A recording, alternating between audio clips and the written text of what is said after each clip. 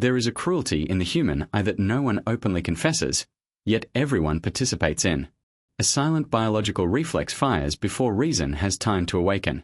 Before you speak, before you shake a hand, before you demonstrate intelligence or loyalty, the verdict is already rendered. If you look fragile, you are treated as prey. If you look diminished, you are treated as expendable. It does not matter how complex your ideas are or how disciplined your character may be. If your exterior broadcasts lack, the surrounding world instinctively organizes itself to keep you in that state. Long before modern psychology studied bias, observers of human behavior warned that most people trust appearances first and evidence later. The majority do not investigate depth, they react to surface. You have experienced this. You have entered a room and felt the atmosphere tighten. You have watched eyes skim past you as if you were a chair instead of a human presence. You have seen less capable individuals granted chances because they visually matched expectation while you waited at the threshold. This is not coincidence. This is the ruthless mathematics of perception, and until you understand it, invisible resistance will accompany you everywhere. Most individuals assume poverty is purely a financial condition. They are mistaken. To the human nervous system, poverty is a signal, almost a scent, an indicator of vulnerability. Nature rejects vulnerability because vulnerability implies instability. When you appear diminished, not necessarily ragged, but uncertain, apologetic, hesitant, you activate predatory calculation in others. You invite dismissal, manipulation, and neglect. The world offers you leftovers because you have unconsciously advertised yourself as a recipient of leftovers. Yet there exists a method to interrupt this mechanism. It is the ability to project strength before possessing it, to command respect before holding authority, to compel treatment equal to power even when resources are scarce. This is the deliberate construction of an image so coherent that reality begins adjusting itself around it. But to do so, you must first recognize the silent message you may currently be transmitting, that you can be ignored without consequence. The moment that signal stops, the social battlefield shifts. The world is not fair, it is efficient. The human brain conserves energy. It refuses to excavate your character beneath an unconvincing exterior. Appearance becomes a cognitive shortcut. When you present yourself as disordered, withdrawn, or defeated, you spare others the effort of evaluation by supplying them a ready-made conclusion. You unintentionally say, "I have abandoned my claim to importance." People rarely despise the poor for lacking money. They recoil because poverty reminds them of helplessness, and helplessness threatens psychological security. Humans are deeply superstitious creatures. They avoid what resembles misfortune as if it were contagious. Everyone sees what you appear to be. Very few discover what you are. If you see someone hunched, silent, and neglected, you do not imagine brilliance. You label instantly, not out of cruelty but out of cognitive economy. Now imagine how often you are the subject of that same unconscious labeling. We comfort ourselves with rationalizations. We call neglect authenticity. We call avoidance humility. We say comfort is honesty. But comfort frequently erodes authority. Authenticity without presence becomes background noise. To appear defeated is to enter conflict unprotected. Social life is not a peaceful garden. It is structured competition for attention, trust, and resources. When you disregard presentation, you remove your armor and expose yourself to decisions made without you. Psychological research describes the horn effect. One visible negative trait encourages observers to assume many invisible negative traits. Disordered clothing becomes perceived laziness. Slouching becomes assumed incompetence. Neglect suggests unreliability. People reason subconsciously that if you cannot manage visible details, you cannot manage invisible responsibilities. The exterior becomes evidence for the interior whether it is true or not. By neglecting your image, you unintentionally misrepresent yourself and others believe the misrepresentation. There is also a paradox in how opportunity moves. Resources often flow toward those who appear least desperate. When someone radiates urgency, observers interpret risk. When someone radiates composure, observers interpret reliability. A person who speaks slowly, stands steadily, and behaves as if options exist creates reassurance in decision-makers. Human beings associate confidence with capability and hesitation with liability. When you seem to need help, help becomes scarce. When you seem capable of helping others, assistance arrives unprompted. This is not vanity, it is strategic communication. To appear depleted signals cost. To appear stable signals investment. People prefer investments. During negotiations, desperation requests mercy while composure proposes partnership. Decision makers also protect their reputations. Supporting someone who appears unreliable exposes them to embarrassment, but supporting someone who appears credible provides them cover even if outcomes fail. Your presentation becomes psychological insurance for those considering you. Refusing to understand this dynamic is not authenticity. It is expectation that others should discover your value without evidence. No system operates that way. You must reveal value in a language instantly understood. That language is visible behavior. When you project steadiness even in uncertainty, you control the narrative. If you are anxious, you show calm. If you are uncertain, you show deliberation. The moment others detect desperation, exploitation becomes tempting. This principle extends beyond culture into biology. Social species constantly evaluate status cues. Animals assess posture, movement, and grooming to determine hierarchy. Humans perform a refined version using reputation, tone, and presentation. We rarely harm physically. Instead, we exclude, underpay, mock, and disregard. When you look powerless, you communicate that retaliation is unlikely. When you look composed and connected, hesitation appears. That hesitation is protection. Many capable individuals suffer because they believed performance alone would shield them. They worked diligently but appeared uncertain, so when pressure arose they became expendable. Appearance functions as psychological deterrence. It forces observers to pause and reconsider assumptions. Even a second of uncertainty grants influence.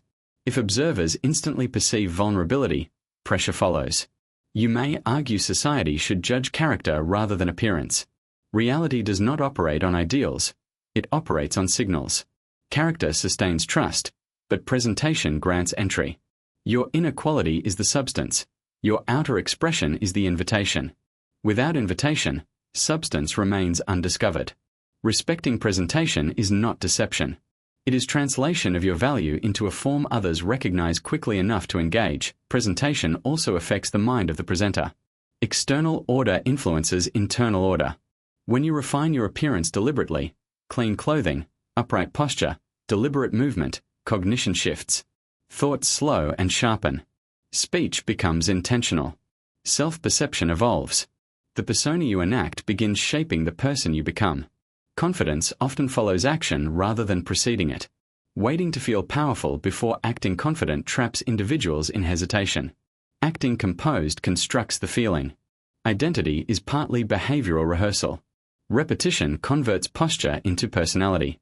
You are not merely covering insecurity. You are training the nervous system to operate under higher expectations.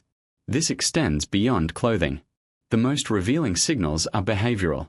Avoiding eye contact, over-explaining, nervous laughter, and constant approval-seeking communicate scarcity. Scarcity seeks permission. Abundance assumes belonging. A person who can tolerate silence projects security. A person who occupies space comfortably implies legitimacy. People trust those who appear at ease in their environment. Nervous activity suggests dependence on others' validation. Calm presence suggests self-validation. The individual who speaks constantly often lowers perceived authority because excessive explanation implies uncertainty. Controlled speech implies confidence. Silence invites curiosity. Curiosity elevates status because observers begin assigning importance where information is limited. Noise is frequently misinterpreted as openness. In reality, it often exposes vulnerability. Oversharing reveals fears, conflicts, and desperation, providing leverage to others. Reserved communication encourages projection. People fill informational gaps with assumptions favorable to perceived competence. Leaders historically spoke sparingly not from secrecy but from awareness that measured communication magnifies impact. When words are rare, they carry weight. When they are constant, they depreciate. Even digital behavior reflects this principle. Continuous broadcasting of trivial activity communicates a search for attention. Selective communication communicates purpose and a life occupied beyond observation. Many believe projecting stability requires expensive symbols. Often it requires discipline instead. Cleanliness, maintenance, and organization outweigh cost. A modest item kept meticulously often conveys greater credibility than a luxurious item neglected. Care indicates control. Disorder suggests inability to manage complexity. Human perception interprets small details as indicators of larger capacities. Polished shoes imply preparation. Organized tools imply reliability. These cues reduce perceived risk in interaction. Observers seek signs that cooperating with you will not create problems. Maintenance becomes proof of responsibility. Environmental signals matter as well.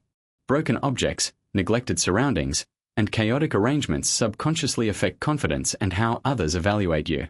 Living among dysfunction conditions acceptance of dysfunction. Repairing, organizing, and simplifying surroundings communicates to yourself and others that stability is normal. Psychological studies show environments influence behavior and expectation. Order fosters discipline. Disorder fosters passivity. Presentation is therefore not superficial. It is structural reinforcement of identity. Associations further reinforce perception. Individuals are judged partially by the company they keep. Humans assume similarity within groups because it simplifies prediction. When surrounded by defeatist attitudes, observers assume shared outlook. When surrounded by purposeful individuals, credibility transfers. This does not require abandoning personal loyalty, but it requires awareness of context. In environments of opportunity, association becomes evidence. People decide quickly whom to trust based on visible networks. Carefully chosen company expands perceived reliability because collaboration implies vetting. The cumulative effect of these adjustments produces a feedback loop. Improved presentation earns improved treatment. Improved treatment yields opportunities. Opportunities produce resources. Resources reinforce confidence. Confidence encourages decisive action. Decisive action produces measurable results. Gradually, the image that began as intentional effort becomes an accurate reflection. Behavior shapes identity and identity shapes outcomes. Psychological conditioning follows perception as much as reality. There is also an internal transformation. When you consistently present yourself with intention, you alter how you evaluate your own choices. You begin rejecting environments that diminish you. You negotiate rather than accept. You recognize poor agreements quickly and disengage. Your tolerance for disrespect decreases because your behavior signals self-valuation. Neurologically, repeated experiences of respect reinforce assertive behavior. You literally train your brain to expect opportunity rather than rejection. This expectation alters posture, tone, and decision-making in ways others perceive as competence. The external mask evolves into genuine capability. Society continually scans for certainty. Groups gravitate toward individuals who appear decisive because certainty reduces collective anxiety. When you demonstrate composure, people relax around you and unconsciously assign leadership qualities. They confide information, offer cooperation, and include you in decisions. This is not manipulation. It is response to perceived stability. People prefer aligning with those who seem capable of direction. Even small consistent behaviors, punctuality, measured speech, deliberate movement, accumulate into a reputation stronger than declarations of talent. Ultimately, the principle is simple but demanding. You cannot wait for success to authorize confidence. You must practice confidence to create success. The presentation of order encourages ordered action. The presentation of dignity encourages dignified treatment. Others respond to signals faster than to proofs, and opportunities often emerge before proofs can be demonstrated. By shaping signals consciously, you accelerate access to proving grounds where real ability matters. Everyday judgments occur instantly, repeatedly, and silently. Each encounter begins with perception before conversation. Observers decide whether to listen before you speak. You cannot control every opinion, but you can control the information you provide at first glance. If you project uncertainty, doors close cautiously. If you project readiness, doors open experimentally. Within those openings you finally demonstrate substance. Understanding this principle is not cynicism. It is awareness of human cognition. People navigate complexity through visible cues. By managing those cues responsibly, you ensure your actual strengths are not overlooked. The goal is not false superiority. The goal is access to fair evaluation. When your presence communicates steadiness, your abilities are given time to appear. When your presence communicates defeat, they are never requested. Therefore, the decision is continuous. Each morning you choose how you will be interpreted before you say a word. Each interaction becomes a small referendum on your claimed importance. Whether others see a passive figure or a deliberate actor depends largely on signals you control. Mastering those signals does not replace effort, knowledge, or integrity. It simply ensures they are noticed. Execution matters more than understanding, and consistent execution gradually aligns perception with reality.